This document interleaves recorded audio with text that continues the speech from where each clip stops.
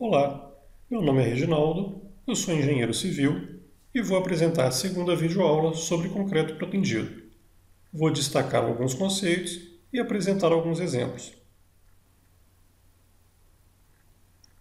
Para relembrar, na primeira aula eu falei sobre o que são elementos de concreto protendido, quais são os processos construtivos chamados de pré- e pós-tração, a definição de um cabo de proteção, quais são as ancoragens de um cabo, os aços destinados à proteção, as forças máximas de tração que podem ser aplicadas na armadura ativa e falei também sobre as perdas na força de proteção. Portanto, se você ainda não assistiu à primeira videoaula, embaixo desse vídeo é só você clicar no meu nome para ter acesso ao canal. Eu começo a aula de hoje relembrando o comportamento de uma viga de concreto armado. Para essa viga que aqui está representada, o carregamento externo vai produzir fricção e, consequentemente, vão surgir as tensões normais de compressão e de tração. Nas fibras inferiores, se essas tensões de tração forem maiores do que a resistência do concreto à tração na flexão, vão surgir as fissuras. Essas fissuras produzem uma redução do momento de inércia da seção transversal e, consequentemente, teremos maiores deslocamentos. Para relembrar, a expressão de cálculo da flecha elástica nessa viga, com esse tipo de carregamento e esse tipo de apoio, vai depender do carregamento externo, do vão, do módulo de elasticidade do concreto e da inércia da seção transversal. Se a seção está fissurada, nós perdemos inércia, consequentemente, então, teremos flechas maiores. Agora, analisando essa mesma viga com concreto pretendido, a presença da armadura ativa vai produzir esforços que vão gerar tensões normais ao longo de todo o elemento. Dependendo da intensidade da proteção, se as tensões normais de compressão forem suficientes para anular as tensões de tração produzidas pelo carregamento externo, a gente passa a trabalhar então com uma seção totalmente comprimida. E assim, garantimos que a inércia da seção passa a ser uma inércia bruta, sem fissuras. Consequentemente, teremos menores flechas nessa viga. No exemplo anterior, eu desenhei uma viga e representei o cabo com um traçado parabólico. E é sobre isso que eu quero comentar agora. Quais são os tipos de proteção em função do perfil do cabo. No primeiro tipo, chamado de proteção centrada, o cabo descreve um perfil reto ao longo de todo o elemento, tendo como referência o centro de gravidade da seção transversal. A força de proteção P vai produzir as tensões σp de compressão na seção transversal. Quando se tem o segundo tipo, que é a proteção excêntrica com cabo reto, novamente o perfil do cabo é reto ao longo de todo o elemento.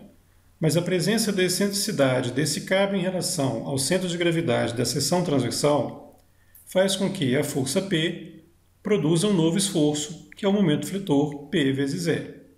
Agora, nessa seção transversal, eu represento as tensões normais em duas parcelas, uma devida à força P e a outra devida ao momento fletor P vezes E. O terceiro tipo é a proteção excêntrica com cabo parabólico.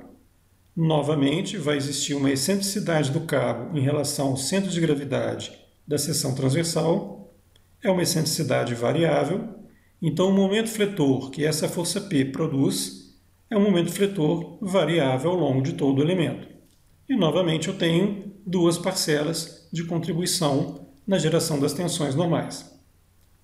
A utilização de cabos com perfil reto é muito comum nos elementos pré-moldados, quando se adota o processo de pré-tração. Já elementos com cabos parabólicos, como por exemplo vigas e lajes, são muito utilizados quando se adota o processo de pós-tração. Uma outra vantagem de se trabalhar com cabos de perfil parabólico eu vou comentar a seguir. Carregamento equivalente de proteção. Para explicar esse conceito, eu desenhei novamente uma viga isostática e biapoiada, sem a presença do carregamento externo, mas com cabo de perfil parabólico. e desenhei aqui do lado o diagrama de momento fletor produzido por esse carregamento de proteção. Em cada ponto do diagrama eu tenho um momento de intensidade P vezes R. Como a excentricidade ela vai variar ao longo do elemento, começando de zero aqui nos pontos de apoio, eu vou ter um diagrama então de traçado parabólico. Esse diagrama, produzido então pela força de proteção, vai ser igual a um diagrama produzido por um carregamento uniformemente distribuído e aplicado nesse elemento estrutural de baixo para cima, cuja intensidade máxima também vai acontecer aqui no meio do vão e de valor W é Q vezes o vão ao quadrado sobre 8, expressão já conhecida para o caso de vigas isostáticas e biapoiadas. Igualando essas duas expressões de cálculo de momento, eu consigo separar aqui o valor do W aqui. Então, o carregamento equivalente de proteção ele vai depender da intensidade da força de proteção, força total, e da excentricidade do cabo. Quanto maior for o valor da força, maior o carregamento equivalente. Ou então, mantendo o valor da força P, quanto maior o valor da excentricidade do cabo, também maior vai ser esse carregamento equivalente de proteção. Resumindo, a ação da proteção ela pode ser representada então por um carregamento vertical uniformemente distribuído e levando ainda em consideração as forças que são aplicadas nos pontos de ancoragem. Dando continuidade ao conceito anterior, eu agora vou explicar o que é a carga balanceada. Então, novamente, a minha figurinha da minha viga, onde eu estou indicando o cabo com o traçado parabólico.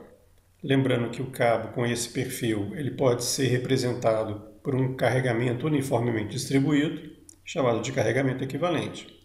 E agora, nesse exemplo, eu estou indicando aqui o carregamento externo, que eu chamei de W, e separei esse carregamento em três parcelas: peso próprio, cargas permanentes e cargas acidentais. A carga balanceada é a intensidade da carga que eu quero utilizar no projeto para equilibrar uma parcela do carregamento externo.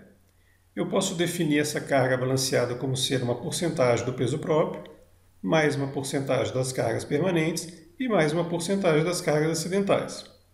Voltando aqui na expressão que foi definida anteriormente, onde o carregamento equivalente dependia da intensidade da proteção e da excentricidade do cabo, o que eu quero agora é conhecer o valor da proteção, uma vez que eu defino um carregamento equivalente. Substituir aqui então pelo carregamento balanceado, multiplicado pelo vão ao quadrado dividido por 8 vezes a excentricidade. Então, se eu conheço a carga que eu quero equilibrar, o carregamento externo, eu conheço então a força total de proteção que eu preciso aplicar nesse elemento.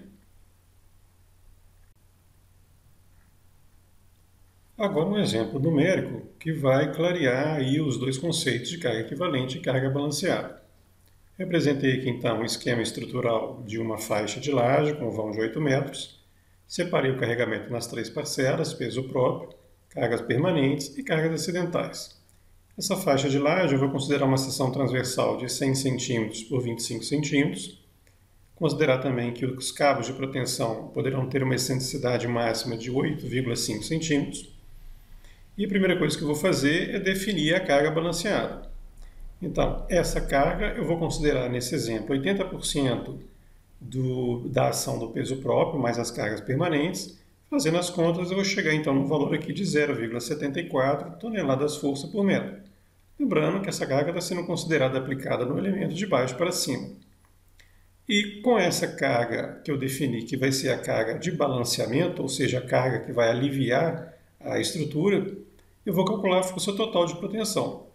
Também recorrendo aqui à expressão já vista anteriormente e fazendo as contas, eu vou chegar numa força total de proteção de 69,65 toneladas-força. Agora eu vou pegar essa carga total e dividir aqui pela força que vai ser aplicada em cada cordoalho.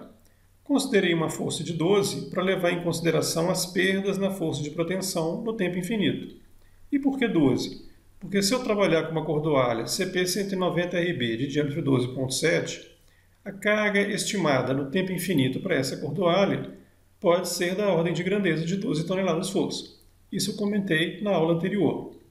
Então, fazendo aqui as contas, eu vou chegar em 5,8 cabos como sendo necessário para fazer esse equilíbrio. Agora, e se eu trabalhar com 6 cabos, o que vai acontecer? Qual vai ser a carga equivalente de protensão? Então, eu vou recorrer à expressão anterior. Eu desmembrei aqui o valor de P em número de cabos vezes a força no tempo infinito. Fazendo então as continhas, eu vou chegar numa carga equivalente de protensão de 0,765 toneladas-força por metro, o que corresponde a aproximadamente 83% da combinação de peso próprio mais cargas permanentes. Ou seja, se eu aplicar uma protensão com uma força total da ordem de grandeza aqui de 70 toneladas, eu vou equilibrar então 83% do carregamento permanente. Vou mostrar agora alguns detalhes com relação ao perfil do cabo. Então, eu desenhei aqui um elemento contínuo e um cabo de perfil parabólico ao longo de todo o elemento. Destaquei os pontos de excentricidade máxima. Lembrando que quanto maior a excentricidade do cabo em relação ao centro de gravidade da seção transversal, maior é o equilíbrio do carregamento externo. Para o cálculo da excentricidade máxima, eu tenho que levar em consideração o cobrimento que esse cabo vai ter, tanto em relação ao fundo da peça, na região dos vãos, e também com relação ao topo da peça, na região dos apoios. A parábola possui pontos que são chamados de pontos de inflexão, que são os locais onde o cabo muda de direção. Aqui eu fiz questão de representar essas setas para relembrar o conceito do carregamento equivalente. Ou seja, a ação da protensão pode ser substituída por um carregamento uniformemente distribuído para equilibrar o carregamento externo. Aqui a parábola com concavidade voltada para cima vai levantar a peça, e aqui a parábola com concavidade voltada para baixo vai trazer o carregamento então para o apoio. Outro ponto aqui que merece destaque é a região das ancoragens.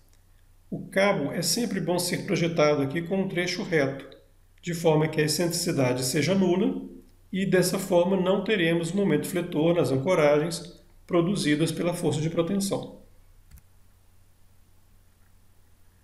Agora eu vou detalhar um pouco mais dois pontos que eu destaquei no slide anterior. A questão do cabo reto na região das ancoragens. Então, na região da ancoragem ativa, esse cabo ele vai ter um comprimento reto de aproximadamente uns 50 centímetros, mais a ponta para o tracionamento, geralmente em torno dos 60 centímetros. Do lado da ancoragem passiva, a mesma coisa, um trecho reto para o cabo, e ainda existe uma distância da placa de ancoragem em relação à forma, aproximadamente uns 5 centímetros.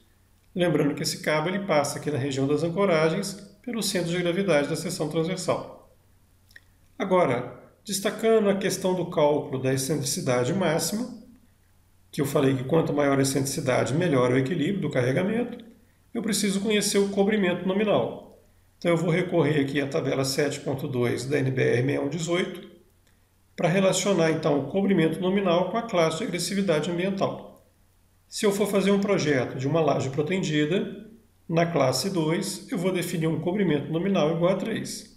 Então a excentricidade vai ser a distância do centro de gravidade da seção transversal até o fundo da peça, menos o cobrimento e menos o adicional. O que é esse adicional? É a distância aqui da capa plástica do cabo, se ele for um cabo de cordoalho engraxado, ou a distância da bainha até o centro de gravidade do cabo.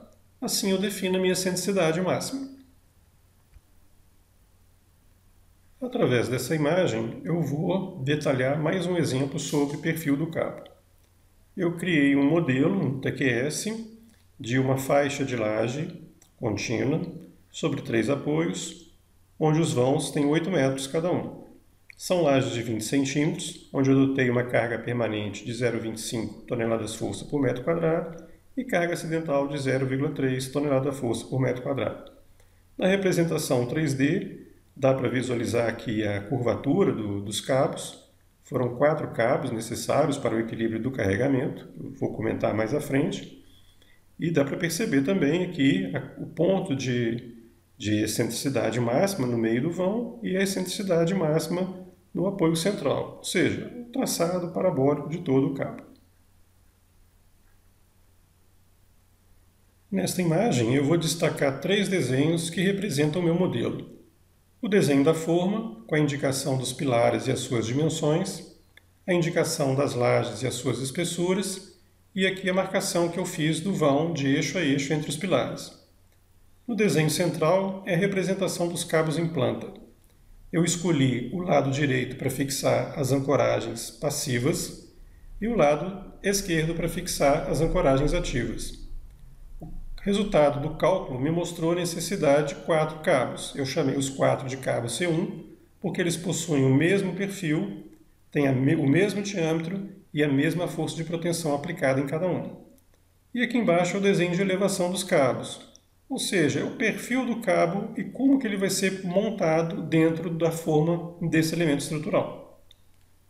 Destacando aqui os pontos chamados de ordenadas, que é a distância do centro de gravidade do cabo até o fundo da forma, e as abscissas, que são as distâncias que cada ponto de ordenada tem em relação a um dos lados das ancoragens. Os pontos em vermelho eu destaquei por serem os pontos onde eu tenho as maiores excentricidades. É o que eu vou comentar na imagem a seguir. No editor de lajes protendidas do TQS, eu tenho acesso a essa janela de resultados que se chama elevação do cabo. Aqui, nessa primeira faixa, eu visualizo o diagrama de momentos fletores produzido pelo carregamento externo. Para o caso desse modelo que eu estou analisando, eu selecionei a combinação quase permanente, onde participa 100% do peso próprio, 100% das cargas permanentes e 30% das cargas acidentais. E a linha verde representa o diagrama de momentos fletores produzido pela ação da proteção. É o chamado também de momento do cabo. Nessa faixa central, eu tenho o perfil do cabo, destaquei nas setas aqui amarelas a excentricidade máxima que poderia ser utilizada, lembrando que nós temos no modelo uma laje com 20 cm de espessura, descontando metade, chegamos então a 10, menos o cobrimento e adicional até chegar no CG do cabo, então o número máximo para trabalhar aqui é 6 cm. Essas informações de Y aqui, ó, Y igual a 4, 16 e 4, é exatamente a ordenada do cabo em relação ao fundo da forma, que eu também comentei anteriormente. Estou fazendo questão de destacar aqui na projeção dessa linha amarela os valores de momento do cabo, aqui 4.1, valor absoluto, e o momento produzido pelo carregamento externo, 3.1. Significa que a proteção nessa região está suficiente para neutralizar esses esforços aqui desse ponto. Mesma coisa do lado de cá. Já no momento fletor negativo, o esforço produzido pelo cabo foi de 4.5 e o esforço produzido pelo carregamento externo, 4.3, também está coberto. Agora, o traçado do perfil é feito com base em critérios previamente definidos e nada me impede de ajustar esses pontos de excentricidade máxima, refazendo o traçado do perfil para melhorar a distribuição dos esforços e o equilíbrio do elemento estrutural. E na busca da melhor solução, eu ajustei o perfil do cabo, deslocando os pontos de excentricidade máxima, pedi ao programa que redesenhasse o perfil do cabo e automaticamente o diagrama de momentos fletores produzidos então pela ação da proteção foi ajustado, permitindo uma melhor redistribuição de esforços e um melhor equilíbrio do elemento estrutural. E para finalizar esse exemplo, eu apresentei aqui novamente o desenho de elevação dos cabos no perfil que eu chamei de original e aqui embaixo no perfil que eu chamei de ajustado. Uma vez definida a proteção, é importante analisar os deslocamentos verticais no elemento estrutural. No caso deste exemplo, o carregamento quase permanente produziu uma flecha máxima de 0,9 cm, mais ou menos aqui no meio do vão. Isso sem considerar a proteção. Fazendo uma estimativa dessa flecha para considerar a deformação lenta, eu multipliquei esse 0,9 por um fator de 2,5, chegando aqui então numa flecha máxima estimada de 2,25 cm. E comparando esse valor com o limite de norma, eu dividi o meu vão de 800 cm por 250, onde a flecha admissível então vai ser igual a 3,20 cm. O valor calculado está dentro do limite, mas como é um projeto de laje protendida, o que se pretende é reduzir o valor das flechas. Analisando agora aqui apenas o efeito da protensão, a flecha calculada foi de 0,6 centímetros, levantando a estrutura. E aqui embaixo o efeito final, ou seja, carregamento externo mais o efeito da protensão, chegando numa flecha de 0,5 centímetros. Com isso, esse valor bem menor do que o estimado atendeu a minha condição de projeto. E aqui chegamos ao final desta videoaula. Caso você precise de maiores informações, pode me enviar um e-mail. E se você gostou desse vídeo, compartilhe com os amigos e não deixe de se inscrever no canal para receber as notificações das próximas aulas. Obrigado pela sua atenção e até a próxima.